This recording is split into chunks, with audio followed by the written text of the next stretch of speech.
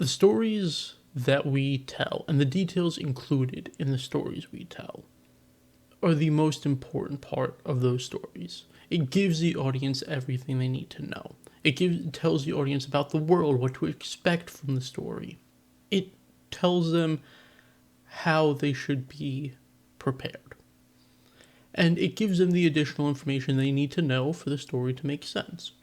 And there are two shows that I think show both sides of the spectrum of this, the good and the bad. And those shows are Invincible and The Boys / Gen V. This is a full spoiler video. I'm going to be going into spoilers for episode 1 of Gen V and episode 1 of Invincible. Gen V just wrapped up their season and Invincible just began their season. If you haven't seen either of those and you don't want to be spoiled, go watch those now and then come back. If you don't care, then please stay tuned. Invincible opens up with a montage of what happened the previous season. And if you haven't watched season 1, also spoilers for the ending of that. But at the ending of that, Invincible and Omni-Man duke it out, and it ends with Omni-Man flying off and leaving Mark Invincible there to pick up the pieces.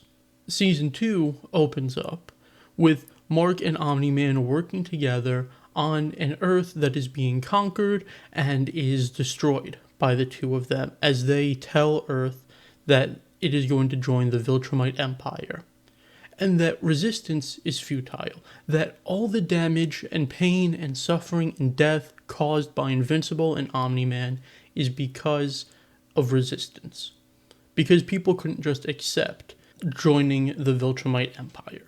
Instead, they fought for their planet.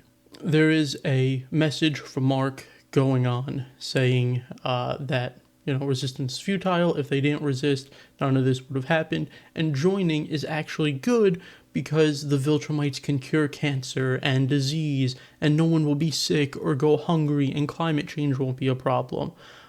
But if they keep resisting, they're going to keep getting hurt. And we find out that this is on a separate Earth.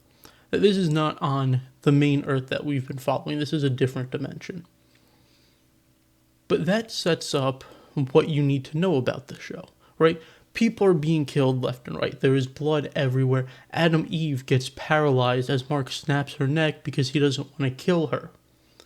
It tells you, hey, this is an adult show. This is a mature show, and things are going to happen in this. People are going to die. People are going to get hurt.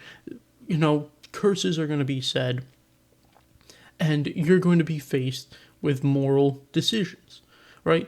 Is it worth giving up your freedom as a planet to end suffering? Or is revolting against somebody trying to enslave you worth more than what fixing world hunger and climate change and cancer is worth? Now contrast that with Gen V and the opening of it. The opening of Gen V starts with a family seeing that A-Train has become the first black member of the Seven, and the mom and dad are very excited, and the two kids are off playing, having fun, trying to recreate a picture. Then it shows one of the daughters gets her period and unlocks her superpowers, which is controlling blood. She then winds up going on to kill both her parents on accident. That is great. Those are two very good openings. It tells you things you need to about the show. It sets your expectations. This is an adult show. This is a mature show. It may tackle some adult concepts or concepts that people may shy away from. They both give you enough details to be prepared, to know what to expect, and be engaged to watch the show. Invincible then goes on to talk about some more moral quandaries of what it means. Do the ends justify the means? Is it okay to work with villains if it means that you fix everything everywhere? And the ramifications of going in and just blindly stopping people without hearing them out and talking to them. Gen V, on the other hand, goes on to be crude and crass and edgy for edginess' sake. After that introduction, within the next 10 minutes, there are 4 major sex references. We walk into a library or a computer room where it shows a kid watching porn and it shows the porn. And a few minutes after that, it shows an invisible guy talking about having a consent meeting with his dick out. It talks about the star athlete being uncut and how when he uses his powers, all his clothes burn off. And then he has a conversation with his girlfriend where every sentence contains the word fuck. And they talk about fucking raw until he stops having nightmares. Hey there, this is editing, Devon. I understand how part of this could make me seem sort of prudish, and that wasn't the point that I was getting at. The point that I was getting at was that those scenes didn't need to be there. They were kind of just crude and crass for no reason and didn't add anything to the story, and I kind of get to that, but I don't exactly reference it at this moment, and I just wanted to clarify that real quick. Invincible sets your expectations and follows through with it. It tells you, hey, we're going to bring up these moral questions. Hey, we are going to be an adult program that is going to tackle adult topics, and we're not going to baby you about it. But these are your expectations for it. Gen V sets your expectations and then immediately disregards them. It says, hey, these are the expectations we are going to set. People are going to die. We're going to target uncomfortable scenarios and things that people often don't want to talk about. But immediately, it throws all that away. It disregards it. It says, hey, you know all that seriousness that we were talking about? Yeah, now we're dick jokes and sex, and look, we can say the word fuck because we got our R rating, or our MA rating. They immediately negate all your expectations to be edgy, to be crude, to try to be different from everybody, because look at us, we have our mature rating, we can be dark, we can be edgy, look at all this stuff we can do. It tries to be South Park, but serious. And it fails at that. Because the thing about South Park is that South Park can be crude and crass, and they could say fuck a million times in their movie to get their rating. But you know what to expect. You expect that South Park is going to be crude, that it's going to curse and make jokes and make pop culture references and be a comedy show and use those as comedic elements. If you don't know anything about The Boys, you don't know anything about Gen V, you said, oh, this seems like an interesting show, and you watch it, in the first 5-10 minutes, you go, wow, this is really cool. And in the second 5-10 minutes, you go, wow, this is bad. This is not what I signed up for. I feel misled. I feel roped in. In the beginning of Gen V, they try to throw out pop culture references to bring you in and make you chuckle. They talk about Riverdale and Pretty Little Liars, 2 notoriously bad dramas, and they use those as, hey, look at what our students did. One of the characters says that they're like PewDiePie without the Nazi stuff, right? They are trying so hard to be edgy and relevant and dark, and ooh, we have to justify our MA rating.